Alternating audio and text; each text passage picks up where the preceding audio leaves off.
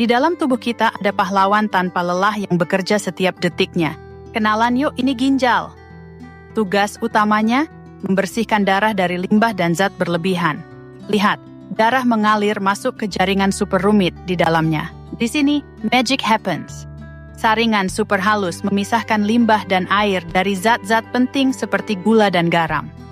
Zat-zat penting yang masih bisa digunakan diserap kembali ke darah. Sisa-sisanya, itulah yang akan menjadi air kemih. Air kemih ini kemudian mengalir ke kantung kemih untuk disimpan sampai waktunya dikeluarkan dari tubuh. Jadi itulah cara ginjal kita membersihkan darah. Yuk, jaga kesehatan ginjal dengan minum cukup air dan gaya hidup sehat.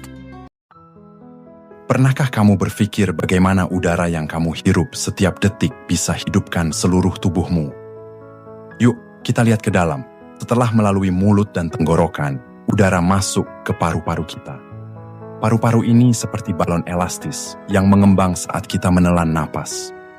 Di dalam paru-paru, ada kantong-kantong kecil bernama alveoli. Disinilah keajaiban terjadi. Oksigen dari udara masuk ke dalam sel darah merah.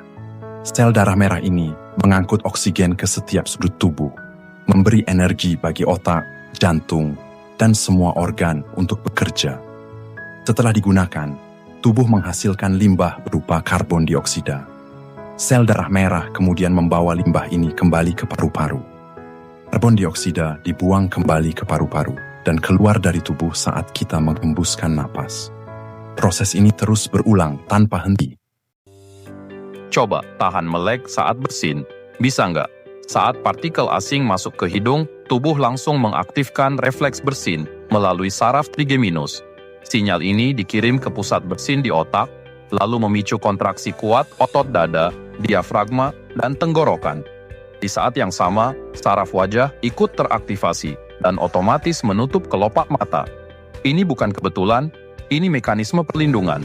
Saat bersin, tekanan udara yang keluar bisa mencapai kecepatan tinggi dan tubuh mencegah partikel keluar mengenai mata. Secara fisiologis, penutupan mata terjadi karena adanya koneksi refleks antara saraf trigeminus dan saraf facialis yang mengontrol kelopak mata. Jadi, meskipun kamu mencoba menahan mata tetap terbuka, refleks ini hampir selalu menang. Lalu apa yang terjadi kalau dipaksa tidak merem? Secara umum, mata tidak akan copot seperti mitos, tapi tekanan internal bisa terasa tidak nyaman, meningkatkan risiko iritasi pada mata, bahkan bisa menyebabkan pembuluh darah kecil di mata pecah jika tekanannya cukup tinggi. Dalam kasus ekstrem yang sangat jarang, menahan bersin juga bisa menyebabkan tekanan ke telinga atau sinus.